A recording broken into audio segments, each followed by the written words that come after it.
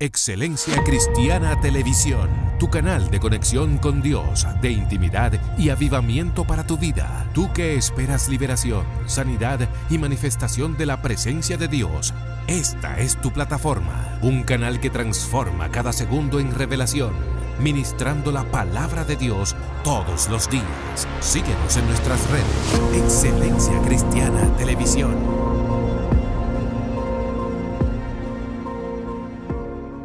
Dios les bendiga, Dios les guarde. Gracias por estar con nosotros una vez más en este podcast con excelencia.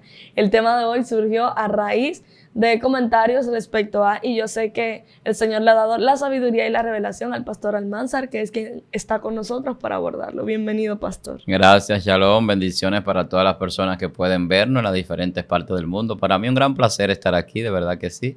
Nos sentimos agradecidos de Dios, esperando que todo lo que vamos a tratar, como siempre, sea de edificación para todas las personas.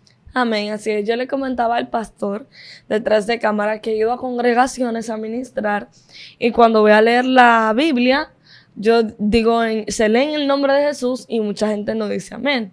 Y me he topado con la confrontación de mucha gente que dice, hermano, usted tiene que hacerlo en el nombre del Padre, del Hijo y del Espíritu Santo, es decir, de la Trinidad.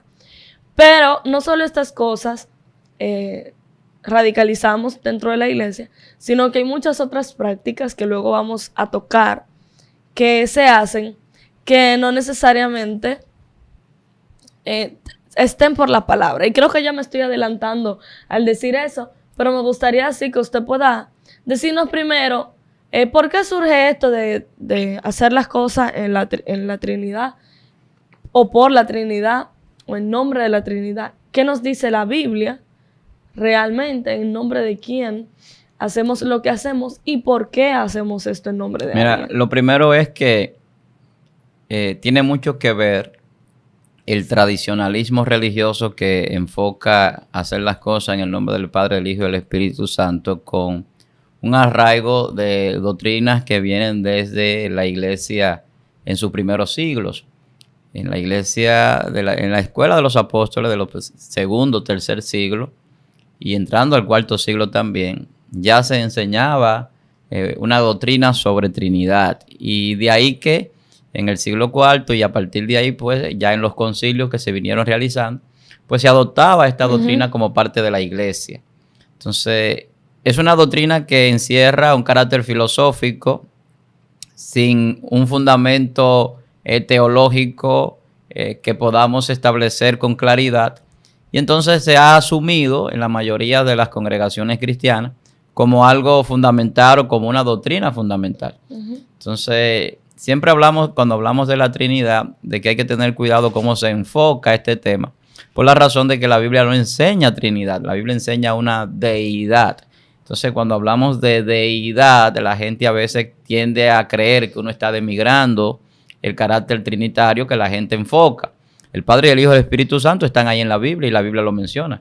Y dice cada característica de sus manifestaciones, además de que la Biblia es muy clara en establecer quién es Dios y cuáles son sus atributos y la naturaleza, cómo Dios opera en cuanto a santidad y perfección. Entonces, cuando entramos al nombre de Jesús, aquí hay una característica importante, porque Jesús no es simplemente un nombre en letras.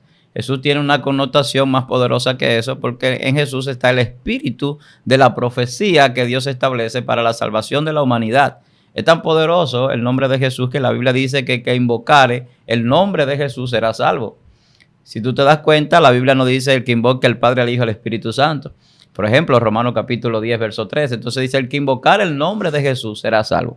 Entonces, la Biblia dice que hay un nombre dado sobre todo nombre. A los hombres. A los hombres. ¿Y cuál es ese nombre? Jesús, el Cristo. Entonces, cada vez que vamos a la Biblia, vamos a encontrar cómo la Biblia resalta el nombre de Jesús, no simplemente por el nombre, sino por el contenido del mismo, implícito en el propósito eterno de Dios, que es el que se manifiesta de manera poderosa en las personas que pues aceptan y abrazan esta doctrina cristiana que Jesús enseña y que muestra a través de todas sus enseñanzas. Entonces, cuando vamos a la Biblia, nos vamos a dar cuenta de que la Biblia habla de hacer las cosas en el nombre de Jesús, más allá de la tradición que nosotros tenemos como religión. Ahora, ¿qué pasa tradicionalmente en las iglesias?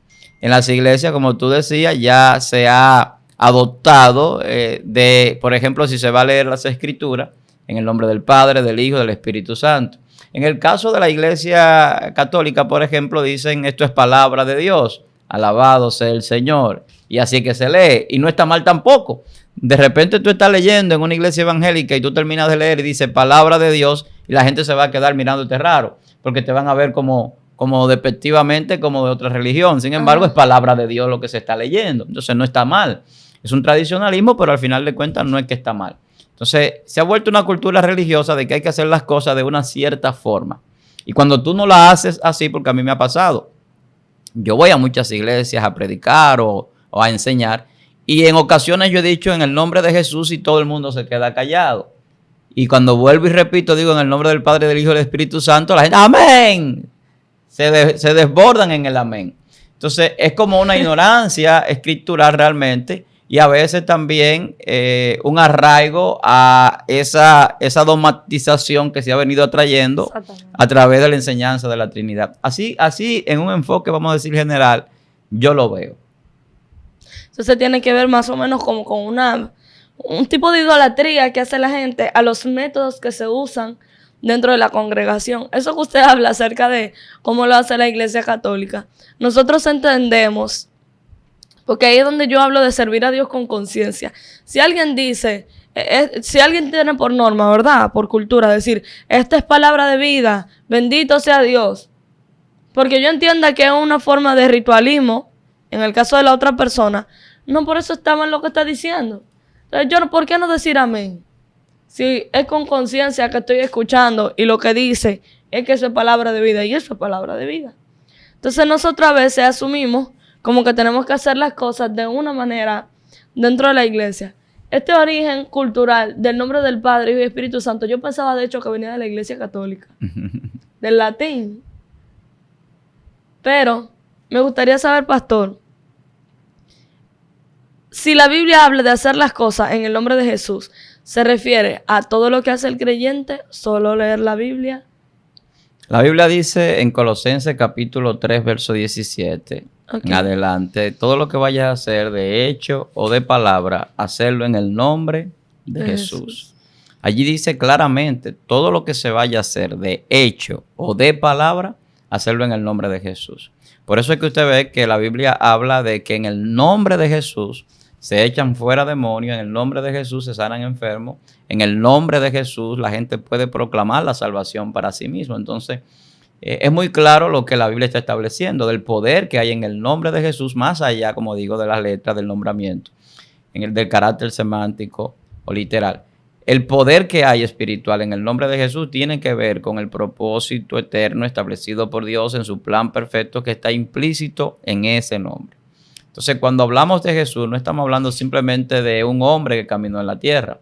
Estamos hablando de un ser que trasciende incluso hasta el entendimiento de muchos seres humanos. Porque la Biblia a mí me establece que todo fue hecho por Él. Todo fue hecho por la palabra, dice la Biblia. Y Jesús era la palabra de Dios, era el verbo materializado. Entonces, desde ahí parte el poder que tiene el nombre de Jesús. Si todo le obedece a Él, todo fue hecho por Él, todo tiene implícito la materia prima de ese reino de Dios a través de la palabra. Entonces ya desde ahí parte el poder que tiene el nombre de Jesús.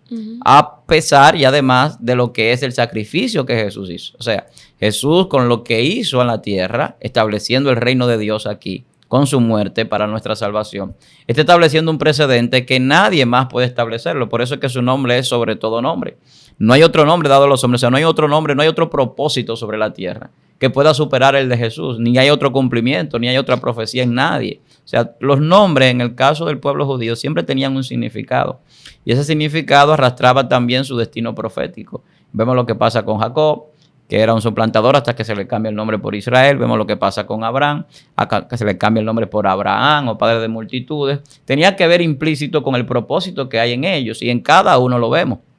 Vemos como Jabes oraba para que se le cambiara el nombre, porque en los judíos hay una implicación en el nombre que tiene que ver con el futuro y con el destino y con la vida espiritual de esa persona que es nombrada. Y siempre estaba cargado de esa característica, porque las palabras son un molde, y así son los nombres, son un molde que cargan dentro el propósito, cargan dentro esa idea que conlleva ese nombrar de algo. Entonces, cuando nosotros hablamos de Jesús, no estamos hablando simplemente de un hombre, estamos hablando de la palabra creadora, estamos hablando de sabiduría de Dios, estamos hablando del poder de Dios, estamos hablando del sumo sacerdote que ofrece un sacrificio para siempre por nosotros, estamos hablando del Cordero de Dios que quita los pecados del mundo, estamos hablando del mismo Dios hecho hombre, estamos hablando del Maestro por excelencia que enseña cómo vivir como conviene aquí en la tierra como hijo de Dios. O sea, estamos hablando de un hombre que no solamente tiene implícito cargada todo este contenido, sino que puede hacer cosas nuevas por encima de lo que ya está hecho, con el poder que tiene implícitamente. Entonces, estamos viendo que Jesús es el nombre que hace que las cosas cambien y que hace que nosotros tengamos en nosotros ese poder de Dios manifestado. Entonces, cuando hablamos del Padre, el Hijo y el Espíritu Santo, se le ha dado el lugar del nombre de Jesús a la Trinidad. En el caso religioso, en su práctica. Exactamente. Y entendemos que es en el nombre del Padre, del Hijo y del Espíritu Santo que las cosas suceden. Incluso hay gente que escribía sobre el tema del bautismo. ¿Se debe bautizar en el nombre de Jesús o en el nombre del Padre, del Hijo y del Espíritu Santo? Ahí hay discusiones que tienen que ver con la literatura, con las traducciones bíblicas. Pero al final de cuentas, yo soy de lo que digo que hay cosas que no son malas, hay cosas que no son pecado, pero lo que sí hay cosas que están mal enseñadas. Exacto. Entonces ahí es donde yo tengo el problema y es donde la gente a veces no entiende a uno. Y a veces hay gente que puede malinterpretar lo que uno dice. Yo siempre digo que hay gente por ahí que dice que yo soy unicitario. A mí eso no me molesta. Tampoco me molesta que me digan trinitario. Ahora, lo que yo sí trato es de enseñar a la luz de la Biblia lo más posible. Entonces, si la Biblia me enseña a mí el carácter del nombre de Jesús por encima de cualquier otro nombre, me enseña el carácter del nombre de Jesús para hacer las cosas, para decir las cosas. Entonces, si yo lo hago en el nombre de Jesús, nadie puede verme mal. No puede verme como que estoy haciendo algo mal hecho. Entonces, lo que pasa en las iglesias es que cuando usted hace la cosa en el nombre de Jesús, lo ven mal. Porque se le ha entrado en la mente por la falsa o erróneas enseñanzas. No voy a decir falsa porque son a veces enseñanzas erróneas por ignorancia, no por malicia. Y eso pasa mucho en la iglesia cristiana. Que hay personas que enseñan a veces no correctamente por ignorancia, por falta de conocimiento, por falta de abundar o de ahondar más un poquito en la palabra y no necesariamente por malicia o porque sean doctrinas de demonio como pasa en la apostasía el día de hoy. Entonces, cuando vemos este asunto, muchas veces sucede eso, porque en sí el dogmatismo de la Trinidad no es malo. Lo que está mal es que se enseñe como que es una cosa que hay que enfocarla de cierta forma cuando no es así.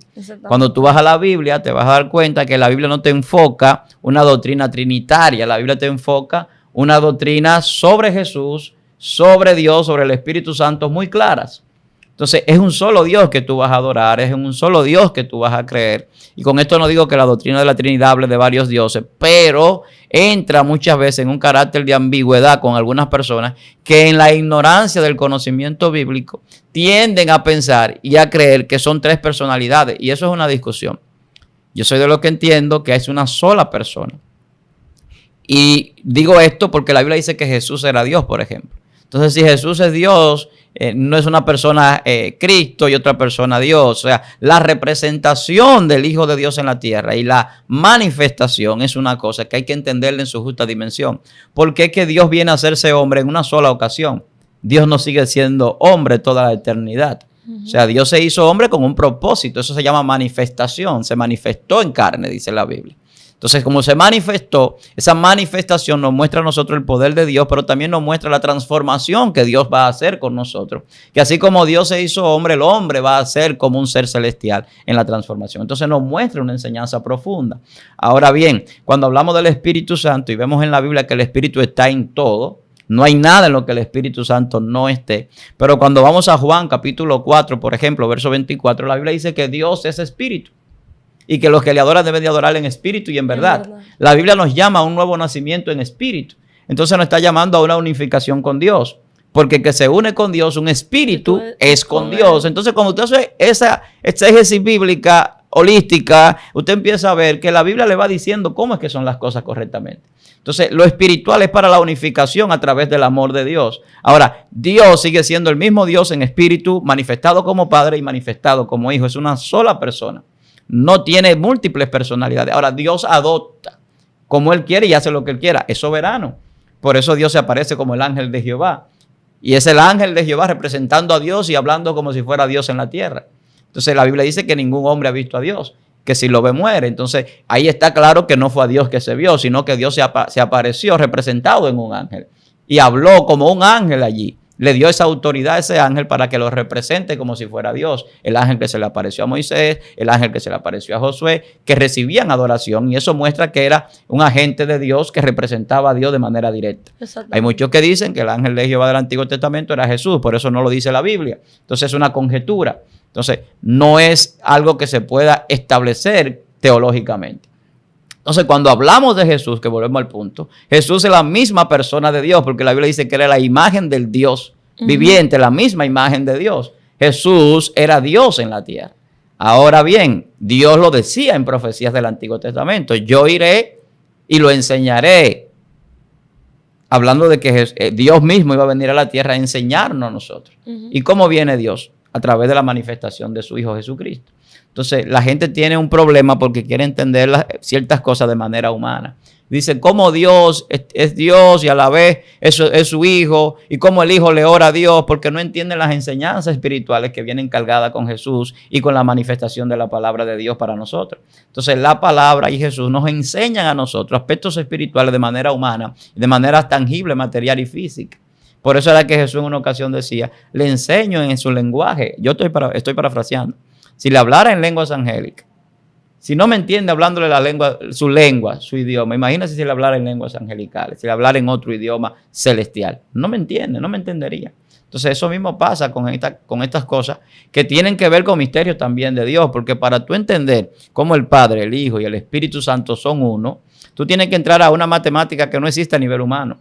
Sí. Tú tienes que entrar a una ecuación espiritual profunda. Entonces ahí se necesita una revelación y se necesita palabra de ciencia y de sabiduría para entender eso. O sea, cómo el Padre, el Hijo y el Espíritu Santo son un solo. Entonces, para yo poder mantener la doctrina de la Trinidad y establecerla como una doctrina que se puede enseñar de la manera que se ha enseñado, yo tendría que buscar y tener establecido por la palabra donde diga y el uno es tres. El Padre es Hijo, es Espíritu, y dice los tres son uno. Es diferente. Parece que es como una paradoja, pero al final de cuentas no es que no sea así. O sea, como los tres son uno, a veces podemos hacer un símil con nosotros, por ejemplo, que somos cuerpo, alma y espíritu. Exactamente. O sea, el hombre no camina dividido. Siempre está unificado, independientemente de que a veces actúe como carnal, a veces actúe como espiritual y a veces ni siquiera de ninguna de las dos. Entonces, Dios tiene la capacidad y el poder de ser y hacer lo que Él quiere. Entonces, como Dios siendo uno se manifiesta de múltiples formas, eso es el poder magnífico de Dios. Exactamente. Que se manifiesta a nosotros para nosotros poder entender ciertas cosas. Eso que usted decía acerca de las conjeturas, me doy cuenta entonces que dentro de la iglesia hay muchas conjeturas por ignorancia de interpretación bíblica, por a veces falta de estudio, de abundar en ciertas cosas. Y yo entiendo a lo que usted se refiere con que quien lo dice en el nombre del Padre y del Espíritu Santo y quien lo dice en el nombre de Jesús, no está mal ninguno. El problema está cuando usted defiende decirlo en el nombre del Padre y del Espíritu Santo, como que si eso es obligatorio, como que si es radical. Y ahí también es donde yo tengo problemas en muchos puntos con la iglesia. Este fin de semana yo estuve en un podcast que es de la Iglesia Buenas Nuevas, de toda la Iglesia Buenas Nuevas, está allá en la central. Y el programa se llama Radicales TV. El programa o Radicales Podcast, algo así es. Se basó en por qué hay tanta división en la iglesia. Y yo dije que se trata por la subjetivación de Cristo. Entendemos que Cristo es objetivo, es la verdad absoluta. Aunque la filosofía te ponga una serie de preguntas que te hable de que no hay verdad absoluta. Pero por la palabra entendemos que todas las preguntas fundamentales filosóficas de quiénes somos, a dónde venimos, a dónde vamos, cuándo morimos, qué hay después de la muerte, qué es la muerte, qué es la vida, lo encontramos aquí en la palabra de Dios. Y nosotros a veces como creyentes subjetivamos a Cristo. ¿De qué manera? Cristo se establece como sacrificio hecho una vez y para siempre. El Salvador del mundo. No manda cosa más nada que Arrepentirse, convertirse, bautizarse. ¿Verdad que sí? Arrepiéntete, bautízate y conviértete y bautízate. Conmemórame a través de Santa Cena. Predica el Evangelio y haz discípulos.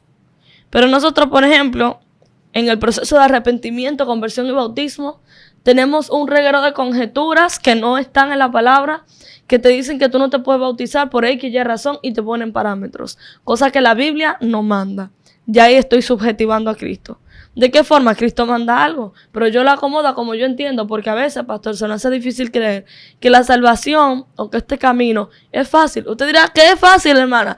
Cristo dijo, mi yugo es fácil y ligera mi carga. Lo difícil es negarse a sí mismo. Pero la palabra dice que aun por más tosco que sea alguien, no se va a perder. No tiene perdedera este camino. Es angosto, sí, es estrecho, sí, pero no se puede perder. Segundo, la Biblia me dice, Jesús diciéndome, que lo conmemore cada vez que yo me acuerde. Cada vez que sienta eso de, wow, Cristo murió por mí, yo puedo conmemorarlo en Santa Cena. No, pero tengo conjeturas de interpretación bíblica donde se entiende, según las iglesias, que hay que conmemorar la Santa Cena obligatoriamente dentro de la iglesia. Que yo en mi casa con mi familia yo no lo puedo hacer. Conmemorar a Cristo con mi familia. Que yo en intimidad con el Padre en un momento de quebrantamiento no lo puedo hacer. En oración. Tengo que esperar a que se anuncie la iglesia cada año, cada 2 años, cada 6 meses, cada 4 meses. Que predique el evangelio. No, pero tengo muchísima conjetura de que solo hay predicadores y evangelistas. Cuarto, que haga discípulos. Pero desde que hay una hermana reuniéndose con 10 hermanos de la iglesia, ya eso es rebeldía, ya está en conspiración con el pastor. Esa hermana no está autorizada por la iglesia para ser discípulos. Pero la Biblia me está mandando como seguidora de Cristo a ser discípulo. Entonces cuando vemos, son conjeturas que subjetivan a Cristo. Porque lo ponen a la interpretación que yo entiendo conforme a lo que se acomoda a mi pensar, no realmente a lo que dice la palabra de Dios. Y uno de los mayores males que tenemos y que yo enfoco de manera personal en la iglesia es esa, o sea, la normativa antibíblica muchas veces y contraria a lo que Dios establece. Y que muchas veces trae mucha confusión y mucha distorsión también. Y que trae consigo de manera indirecta muchas veces también divisiones por las creencias de cada persona o de cada movimiento.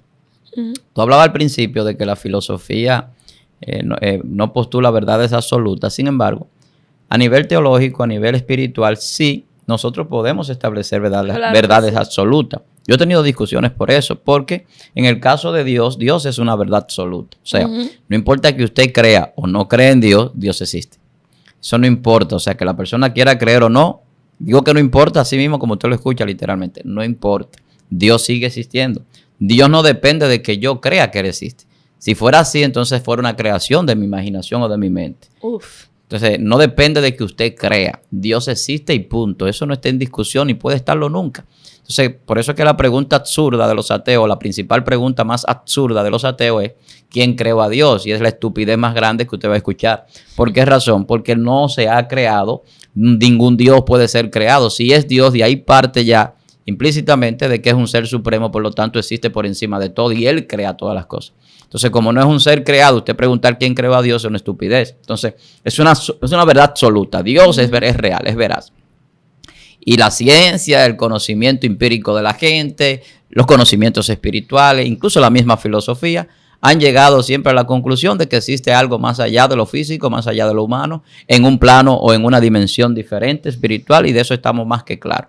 No importa de la forma en que lo enfoquen las diferentes creencias, movimientos, líneas religiosas o la ciencia. Entonces, Jesús también entra en ese carácter absolutista.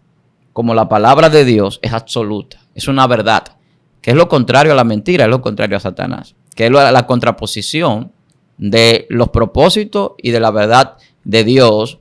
Ese es el lado oscuro de las tinieblas. Entonces, en Jesús está implícita la verdad. El mismo Jesús decía, yo soy el camino, yo soy la verdad y yo soy la vida. Cuando Jesús dice yo soy el camino, nosotros somos guiados por Jesús. Cuando Jesús dice yo soy la verdad, está diciendo en mí está el conocimiento pleno.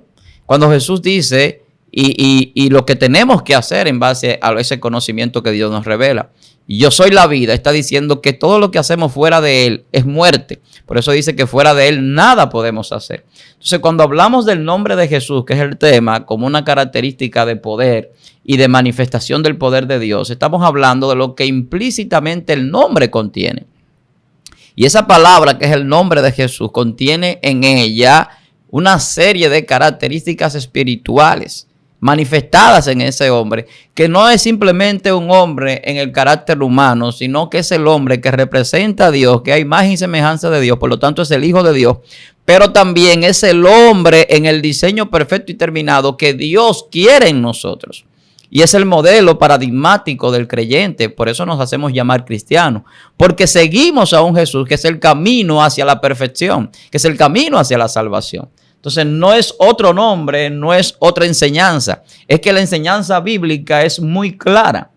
¿Entiende? En lo que la Biblia establece. Ahí es donde yo siempre digo que en el caso mío personal, yo no enseño cosas nuevas, que a veces hay personas que dicen, por eso yo nunca lo había escuchado. Yo lo que sí enseño las cosas quizás de manera diferente en algunos aspectos y en algunas ocasiones. Como el tema, por ejemplo, de la Trinidad y el tema de que tiene que ver con el nombre de Jesús.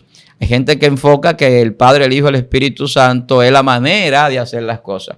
Pero cuando vamos a la Biblia nos damos cuenta que eso está ausente de un contexto bíblico que lo sustente en el tiempo. Entonces cuando tú dices, no, porque es que todo hay que hacerlo en el nombre del Padre, el Hijo y el Espíritu Santo, pero ¿dónde la Biblia te da a ti esa facultad de tú establecer que todo se debe de hacer en el nombre del Padre, del Hijo y del Espíritu Santo? Cuando Colosenses 3:17 dice que todo se debe de hacer en el nombre de Jesús. Entonces es una contradicción que yo estoy creando. Cuando yo voy en contra de lo que la Biblia dice para acomodar una doctrina o un dogma que se me ha enseñado a través de la religión y que yo entiendo que por la autoridad de la iglesia o de los líderes que le establecieron en el tiempo que sea y los que han seguido en la continuidad de esto, yo tengo que hacerlo así. Entonces yo le estoy rindiendo a un hombre la fidelidad, le estoy rindiendo a un hombre la lealtad por una doctrina establecida y no a la palabra. Entonces a lo que nosotros tenemos que ser fieles es a la palabra de Dios.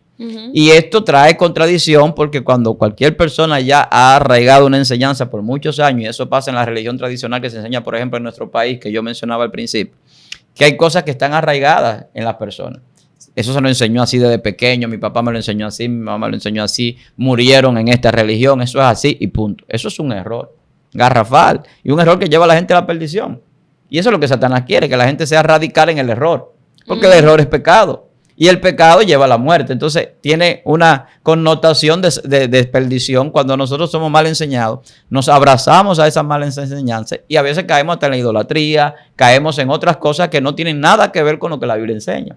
Entonces se difulca muchas veces los conocimientos bíblicos de una manera tal que la gente queda con tanta confusión y cuando vienen personas con una enseñanza, a veces un poco, vamos a decir, bíblica, entonces entra un choque. Entonces cuando yo, como decíamos al principio, cuando cualquier persona lee la palabra en un lugar en el nombre de Jesús, choca con la tradición religiosa. No está chocando con la doctrina bíblica.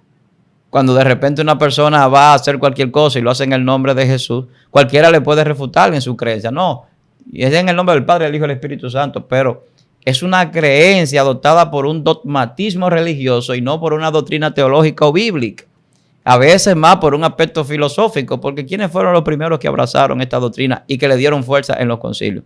San Agustín de Hipona, por ejemplo, que era un gran filósofo y teólogo, pero que al final de cuentas sus doctrinas lo que estaban era en contra de doctrina de otros como los arrianos que establecían otras cosas. Entonces cuando se empezaba la discusión sobre si Jesús era Dios o Jesús no era Dios, entonces ahí había un dilema. Pero la Biblia enseña que Jesús es Dios. Entonces si Jesús es Dios, por eso es que Jesús le dice en una ocasión, para que vean que el Hijo del Hombre también puede perdonar pecado. Y le dice al paralítico, tus pecados te son perdonados. O sea, le da la salud, pero también lo salva.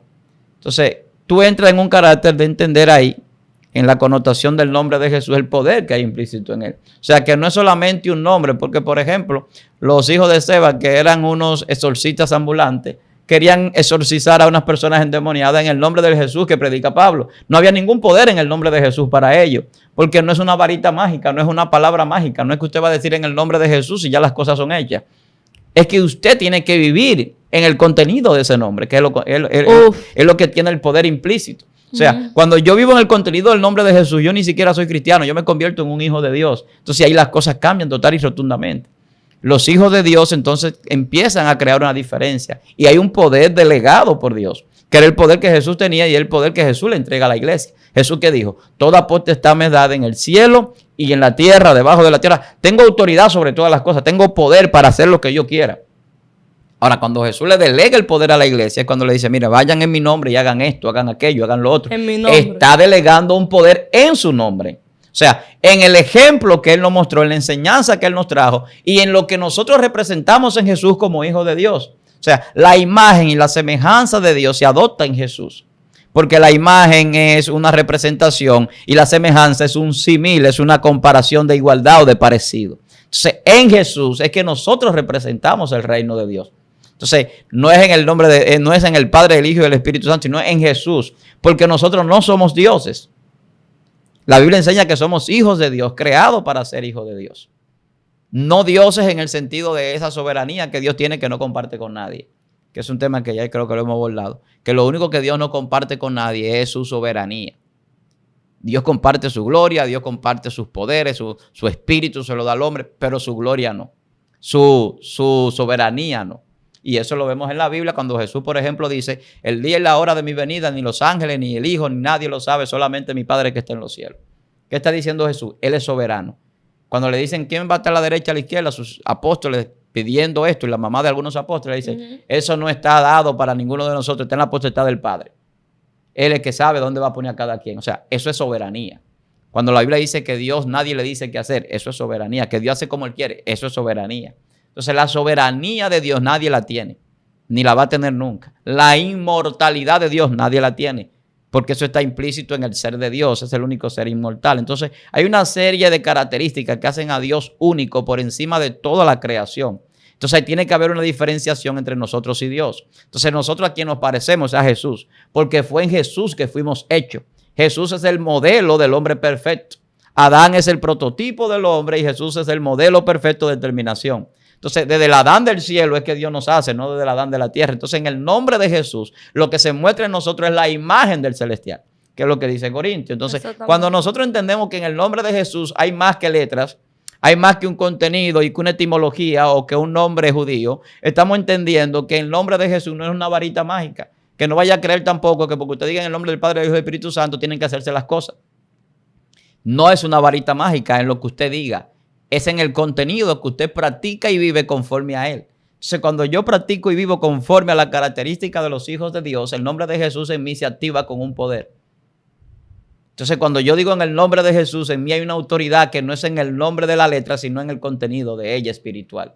Entonces, en el mundo espiritual, la autoridad que no tenían los hijos de Seba, la tenía Pablo. ¿Por qué? Porque Pablo dijo, no, ya no vivo yo, más Cristo vive en mí. Entonces, automáticamente Pablo deja su vida carnal, humana, profesional, y permite que Jesús viva en su corazón, o le abre el corazón para que habite el Espíritu Santo, o Dios vino a él como vino el Espíritu Santo y lo transformó. Entonces, él empieza a manifestar el nombre de Jesús. Entonces, eso es lo que vemos, y por eso es que el apóstol Pablo cuando escribe, habla muy claro de revelaciones muy poderosas. Porque eso es el apóstol Pablo que lo escribe a las Colosas cuando dice hacer todo en el nombre de Jesús. Está dando una enseñanza, porque mira qué es lo que pasa. Tanto Jesús como Pablo tienen una revelación en las Sagradas Escrituras que es confrontada desde el tiempo que Jesús vino hasta hoy. Hay gente hablando, por ejemplo, de Pablo y diciendo que Pablo es machista, que Pablo era tal o cual cosa, que Pablo no era un apóstol. Y un sinnúmero de barrabasadas porque no entienden ni aceptan la soberanía de Dios. Es que Dios se le apareció a Pablo en Jesús, resucitado. Resucitado, se lo vio glorificado. O sea, no fue que se le apareció Pedro ni Mateo, no, fue Jesús que se le apareció.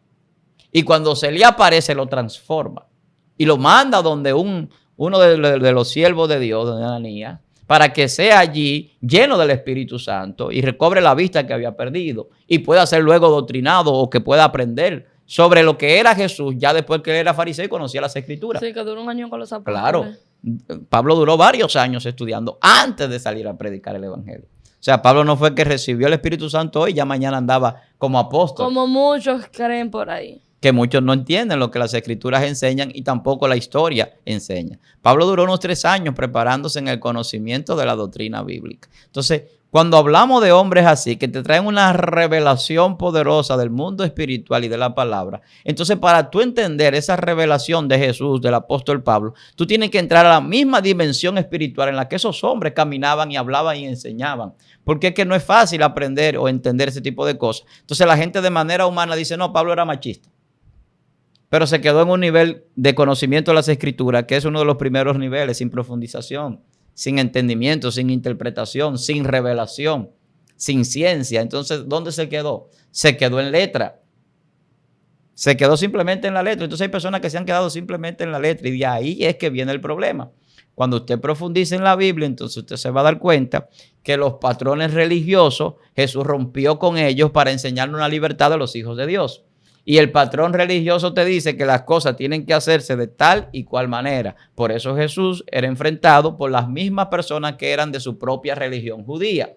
Ah, no, tú haces milagro el día sábado. Tú no quieres que se le dé impuesto al César. Tú quieres que se haga tal cosa. Este hombre está revelando a la gente con tal cosa. Porque ellos no podían entender las profundidades que Jesús les decía. Cuando Jesús les decía, tú oíste que fue dicho, mas yo os digo que con tan solo pensar en tu mente y codiciar a esa mujer ya tú eres culpable de juicio.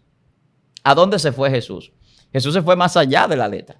Sí. Entonces, ese es el problema que nosotros tenemos. Entonces, cuando enseñamos en la religión que nosotros que nacemos de nuevo tenemos que ser seres espirituales, la Biblia habla del espíritu como un soplo, como un viento, como el ruá. Eso significa que nosotros, la Biblia dice que el espíritu es como el viento, que nadie sabe ni de dónde viene ni hacia dónde va. No hay un patrón de celebración, no hay un patrón de ritualidad establecido para la iglesia en el sentido de que tenemos que abrazarlo como un dogma y que si no lo hacemos así estamos mal.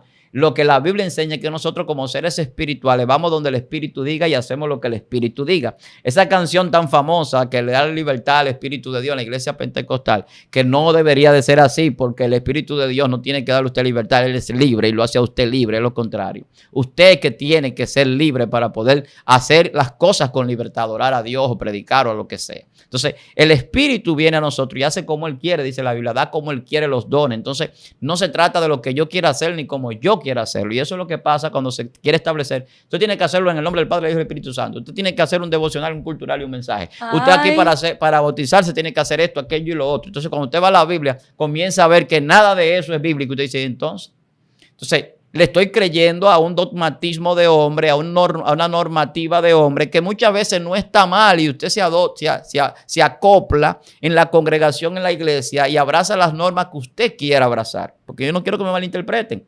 Porque de una vez comienzan a decir, varón, pero ¿cómo usted va a decir que eso está mal? No estoy diciendo que está mal. Lo que está mal es la forma en que se enseña. Lo que pasa es que la forma en que se enseñan las cosas, muchas veces errónea, crea en la gente un abrazar una doctrina o una enseñanza que es dogma o norma, pero no doctrina bíblica. Ahí es donde voy. Ni es algo que se pueda mantener o sustentar por la Biblia.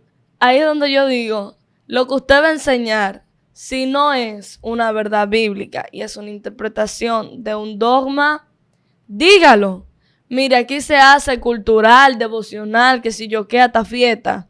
Se hace todo eso. Pantomima, danza, baile, todo lo que usted quiera. Se hace un culto. No, pero eso es del diablo, pero el cultural y el devocional no. Y yo pregunto, ¿qué es cultural? Si al final el cultural viene de cultura. Y hacer algo de cultura no es cantado alabanza. Hacer algo de cultura en un culto es bailar merengue. Hacer algo de cultura en un culto es tocar el himno nacional. Me doy a entender. Así debería ser, si es cultural, porque está hablando de la cultura de quien se trata. La música es tan poderosa que ni siquiera es un ministerio. Gracias. Gracias por decir eso. Sin embargo, cuando tú dices esto, la gente se va a confrontar con esta palabra. Sí. ¿Por qué razón? Porque tú vas a la Biblia y tú no encuentras el ministerio de alabanza ni de adoración. En el Antiguo Testamento, David organizó todo lo que tenía que ver con los cantores del templo, con los adoradores. A Dios se le canta. Eso es alabanza, es adoración. En cierta forma se manifiesta. Pero al final de cuentas no es que Dios haya dicho, para usted servirme a mí, usted tiene que cantar esta música o tiene que tocar este instrumento. Ahora, lo que sí es que a Dios se le adora. Y la Biblia dice, por ejemplo, que le adoren con todos los instrumentos en los salmos. Pero está hablando ¿quién? El salmista. Entonces, cuando se habla de adorar a Dios y la Biblia habla de que todo adora a Dios, no necesariamente es porque sea necesario de una forma tal o cual. El problema es que hemos adoptado adoración en una implicidad en la música. Y la adoración no tiene que ver con música. La adoración tiene que ver con obediencia, con sacrificio. Y de ahí es que viene el problema, que la gente empieza a ver a personas que eran parte de la iglesia, de repente están cantando en el mundo, haciendo conciertos, haciendo negocio con la música y empiezan a satanizarlo porque no entienden que el arte, que la cultura es una cosa y que la religión es otra. Usted puede ser artista, usted puede cantar, puede hacer lo que a usted le parezca con el don, con el talento que tienen para hacer música, pero al final de cuentas eso no cambia lo que son los principios doctrinales de la Biblia para su iglesia. Los principios doctrinales bíblicos para la iglesia están ahí. Tú decías de las ordenanzas al principio. ¿Cuáles son las ordenanzas que Jesús estableció para la iglesia? ¿Qué ritual se le pide a la iglesia? ¿A la iglesia se le pide un ritual de adoración? ¿Se le pide un ritual de un tipo de canción? No. Usted no lo va a encontrar eso en la Biblia. Ahora, la Biblia sí te dice, por ejemplo, que los discípulos y Jesús cantaban himnos a Dios. Himnos. Se reunían y cantaban himnos a Dios. Había un himno que cantaban los discípulos. Y eso no está mal. Ahora, no había un apóstol que era el apóstol de los himnarios, el apóstol de la alabanza de tal o cual música. Lo que habían era evangelistas, pastores, profetas, maestros. Y cuando Jesús parte, eso es lo que se manifiesta en cada uno de los apóstoles. No se manifestaba ningún tipo de canción. Se manifestaban los dones necesarios para la edificación del cuerpo de Cristo. Ahora, el poder de la administración en la adoración, en la alabanza, en las canciones, sí existe porque tiene que ver con algo que va más allá incluso de lo espiritual y que la gente no entiende. Que tiene que ver con energía, que tiene que ver con ondas, que tiene que ver con otras cosas que la gente y frecuencia, que la gente tiene que entrar a una profundidad de ciencia y ahí la gente entiende que eso no es espiritual cuando no es así, porque todas las cosas fueron creadas por el ser espiritual que es Dios. Y eso tiene su respuesta en las personas que se erizan escuchando un tipo de melodía. Claro. Esa persona no está ayunando, ni orando, ni hace silicio. Pero hay una dimensión espiritual hay en cantidades de personas que no son creyentes, que no son cristianos, que no van a una iglesia, por ejemplo aquí en República Dominicana, y tú vas a su negocio en la mañana, a su casa, y lo que tienen es una canción de un artista, vamos a decir cristiano, o con canciones con contenido de letras cristianas, alabanza, adoración, y le encanta. Y se sienten elevados en el espíritu porque el arte crea esa elevación espiritual.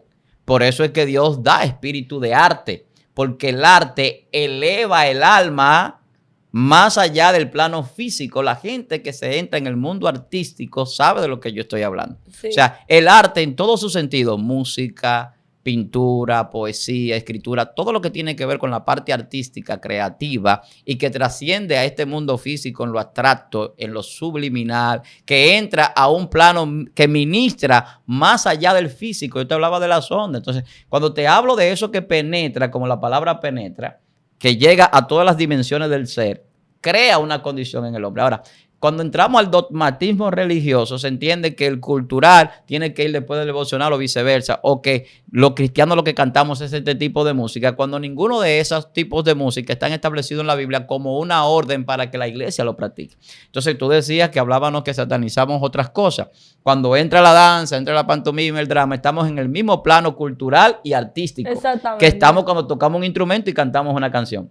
Ahora, lo vemos diferente, ¿por qué? Porque hemos abrazado una enseñanza en la cual se nos ha dicho que solamente se canta a nivel de representación artística en los templos. Entonces, si usted quiere hacer una representación artística, tiene que diferenciar lo que es arte de lo que es religión, de lo que es lo que Dios enseña en su doctrina bíblica para practicar en un culto. Si usted va a enseñar, usted sabe que estamos hablando de maestría y de la Biblia, de magisterio. Entonces, cuando se habla de cada cosa, en su justa dimensión, en su plano bíblico, usted va a entender las cosas como son y no como le han enseñado, va a entender las cosas como son y no como usted cree, va a entender las cosas como son y no con prejuicio ni subjetivamente, sino conforme a esa verdad que la Biblia muestra. Y el problema es cuando se establece todo eso de manera que si no es así, entonces no es de Dios. Si no se hace de tal o cual método, entonces Dios no está ahí. El problema es cuando asumimos todo eso como una objetividad bíblica y entendemos que eso es la palabra está así, pero a mí me gustaría que usted lo busque. Y el que defiende el cultural, devocional, yo no estamos diciendo que usted está mal porque lo haga. El problema es cuando usted critica al que no, cuando usted lo asume como que es algo obligatorio, como que el que no lo hace está endemoniado, está en pecado. ahí es donde hay problema. Luego me gustaría, pastor, que tratemos ese tema de el arte y la iglesia. Este origen de la alabanza, los levitas, el poder que hay en un ministerio de alabanza. Yo sí entiendo que cuando la iglesia designa ministerio de alabanza es porque designa un grupo de servidores en el arte. Ahora el problema es que no lo asumen así como lo estamos explicando ahora. Exacto. Sino que lo ponen de un punto más místico y le quitan lo realmente espiritual. Así es. Pero sí tendríamos que abordarlo en un programa completo para poder tocar todos los puntos de si alguien que canta en el mundo, como decimos, puede cantar en la iglesia. Pudiéramos tocar muchos temas en ese sentido porque hablaríamos del arte per se dentro de la iglesia. Si usted tiene algo ya para cerrar. No, recordarle que la Biblia es muy clara en todo lo que enseña. Los hombres son los que muchas veces se confunden o yerran o enseñan a veces premeditadamente errores, o entienden que su autoridad está por encima de la palabra, como pasa en algunas religiones, y que lo que ellos dicen es así, aunque no sea como la Biblia dice. Entonces, ¿qué nosotros defendemos? La palabra. ¿Qué tratamos de enseñar? La palabra, las Sagradas Escrituras. Que en las Sagradas Escrituras, por asuntos de traducciones, hay ciertas situaciones que se dan en algunos textos, la hay, que en las Sagradas Escrituras hay algunos temas que no son doctrinales y que la iglesia la adopta y que no es pecado, así es.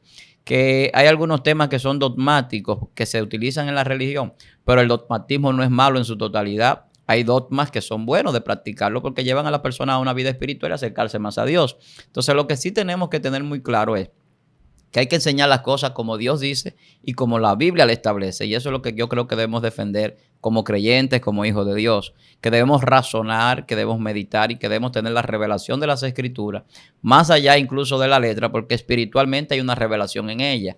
Y el que diga que la Biblia simplemente es un libro, entonces porque no conoce a Dios. Hay una revelación espiritual en las Sagradas Escrituras y un poder implícito en ella. Entonces, en el nombre de Jesús se hacen todas las cosas. Todo lo que fue hecho y lo que ha sido hecho. Y nada sería hecho sin Él.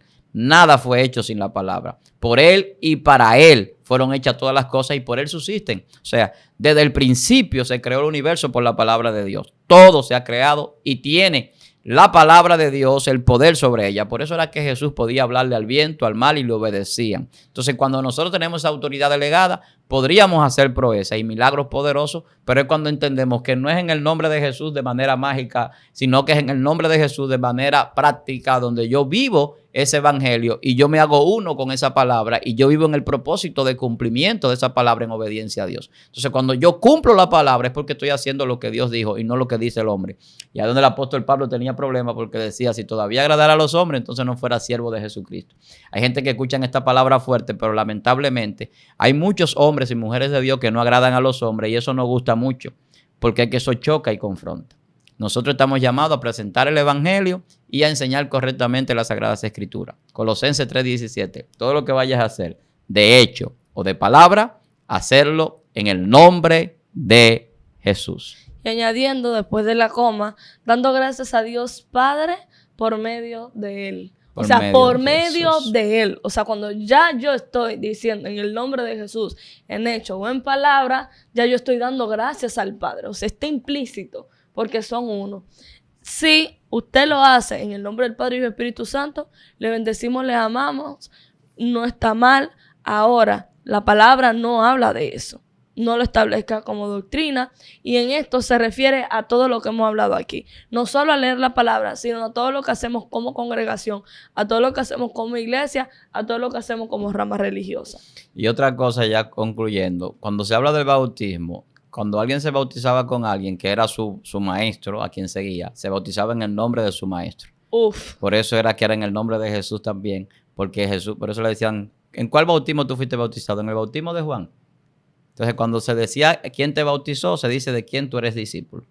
Entonces, como nosotros nos bautizamos en el nombre de Jesús, somos discípulos de Jesús y por lo tanto entramos al plano de transformación para ser hijos de Dios. Amén. Yo creo que eso fue un buen punto antes de terminar el video porque justamente a raíz de un comentario de este tipo surgió este tema. Pastor, ¿cómo lo pueden seguir en las redes? Bueno, pueden seguirnos como Víctor Almani en Instagram, Pastor Víctor Almanzar en Facebook.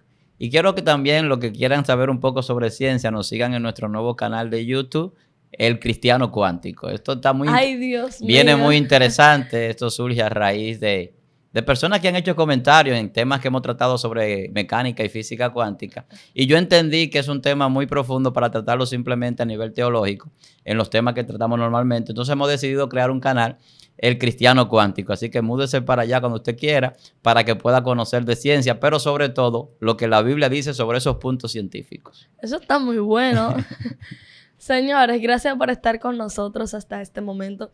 Síganos aquí en Excelencia Cristiana Televisión. Comparte este video con alguien más. Dele me gusta antes de salir. Les recuerdo que me puede seguir en Instagram como Shalom, _Music 187 y en YouTube, Made Ministry, es dedicado a la alabanza. Así que, señores, gracias por estar aquí. Gracias, pastor. Dios les bendiga y Dios les guarde. Excelencia Cristiana Televisión, tu canal de conexión con Dios, de intimidad y avivamiento para tu vida. Tú que esperas liberación, sanidad y manifestación de la presencia de Dios. Esta es tu plataforma, un canal que transforma cada segundo en revelación, ministrando la palabra de Dios todos los días. Síguenos en nuestras redes. Excelencia Cristiana Televisión.